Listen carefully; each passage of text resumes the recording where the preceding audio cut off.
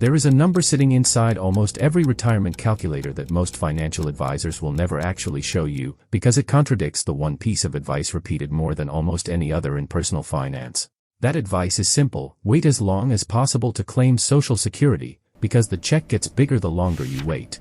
Here is what almost nobody explains alongside that advice: a bigger check is not the same thing as more money, and for a huge number of retirees, claiming early actually wins, not because they are being reckless, but because of one specific age hiding inside the math, an age most people never bother to calculate before making a decision they cannot take back. This single choice, made once, on one form, can shift hundreds of thousands of dollars in either direction depending on a variable almost nobody wants to think about honestly. If you are anywhere near retirement, or you have parents who are, stay with me, because this is the calculation almost nobody walks you through before you sign that form, and once you see it, you will never look at a Social Security statement the same way again.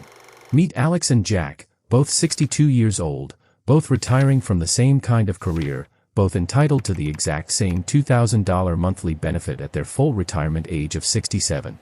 Same lifetime earnings, same work history, same government formula deciding what they are owed, right down to the dollar. Alex decides to file the moment he turns 62, taking a reduced check starting immediately, because he wants the income now and does not want to bet his retirement on an unknown future. Jack decides to wait, following the advice he has heard his entire working life, and holds off until age 70, when his check reaches its maximum possible amount, trusting that patience will pay off the way it always seems to in personal finance. On paper, in that first year, Jack looks like he made the smarter move, a noticeably larger monthly deposit landing in his account. Alex looks like he settled for less. Follow both of their bank accounts forward through retirement, and that assumption does not hold up nearly as well as it first appears to. Here is why almost everyone defaults to Jack's path without ever running the actual numbers. Waiting feels responsible. Waiting feels like the mature, disciplined choice, the one your financial advisor nods approvingly at, the one that gets praised at every dinner table conversation about retirement planning, the one that shows up in nearly every headline written about the subject. Claiming early feels like giving up, like admitting you could not hold out, like leaving money on the table out of impatience or weakness. There is also a quiet fear sitting underneath the whole decision, the fear of regret, of looking back at 79 years old and realizing you locked in a smaller check for the rest of your life, unable to undo a decision made a decade earlier. That fear pushes millions of people toward waiting, often without anyone ever asking the one question that actually determines which choice wins: how long do you expect to be collecting this money? Stay with me, because that single question is the entire hidden mechanism behind this decision, and almost no one runs the math before making it. They simply follow the advice that sounds the most virtuous in the moment. Let's look at the real numbers behind both choices. Alex, claiming at 62, receives a check reduced by 30%, bringing his $2,000 benefit down to $1,400 a month. Jack, waiting until 70, receives delayed retirement credit of 8% for every year he waits past 67, 3 full years of waiting, pushing his check up by 24% to $2,480 a month. That is a monthly gap of $1,080 in Jack's favor, once his checks actually start arriving, a gap that certainly sounds significant when you say it out loud, and one that most articles stop the conversation at, as if a bigger number automatically means a better decision. But here is the number that gets left out of almost every conversation about this decision: Jack collects nothing at all for 8 full years, from age 62 to age 70, while Alex has already been depositing checks into his account for nearly a decade before Jack receives his very first payment. That head start is not a small detail, it is the entire foundation the rest of this math is built on. Now here is where the real math actually lives. By the time Jack receives his first check at age 70, Alex has already collected $134,400 in total payments, 8 years of $1,400 a month, sitting in his account earning him a considerable head start, money he has had the freedom to spend, invest, or simply hold onto for nearly a decade.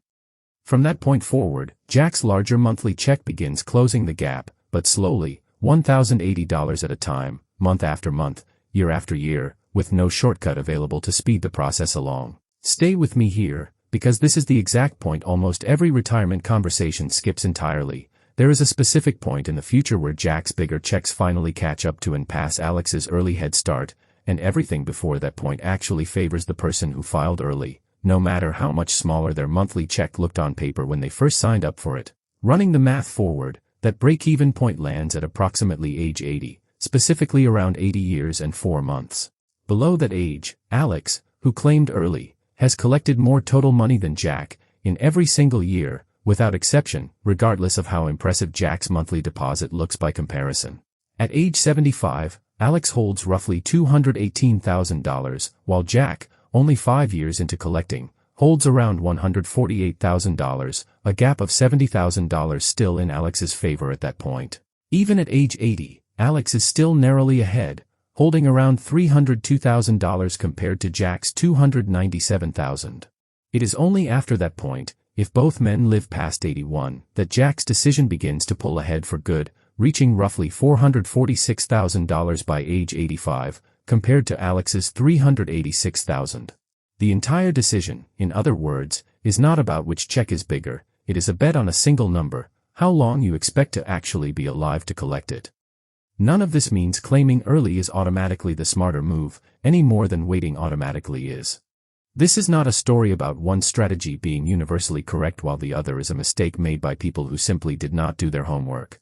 A person with a family history of living well into their 90s, still working part-time, with other income sources covering their early 60s comfortably, has a very different equation than someone with health concerns, an immediate need for cash flow, or a family history that suggests a shorter retirement window. Even factors like a spouse's benefit, survivor payments, or continuing to work part-time while collecting can shift the entire calculation in either direction, sometimes dramatically enough to flip the better choice from one option to the other entirely. The real failure is not choosing early or choosing late, the real failure is choosing either one without ever running your own version of this calculation, using your own health, your own family history, and your own financial situation, instead of simply repeating the advice that sounds the most responsible on the surface. The check itself was never the real decision was always a quiet bet on your own lifespan, dressed up as a simple choice between a smaller check now or a bigger one later. Alex is not wrong for claiming early, and Jack is not wrong for waiting. They are simply betting on two different versions of how long their own story runs, and neither one of them can know the answer for certain any more than the rest of us can, no matter how carefully they plan or how much research they do beforehand. The only real mistake is filing that form without ever calculating your own break-even age first, because that single number, more than any generic advice you have ever heard at a dinner table or in a magazine article, is the actual answer hiding underneath the question of when to claim.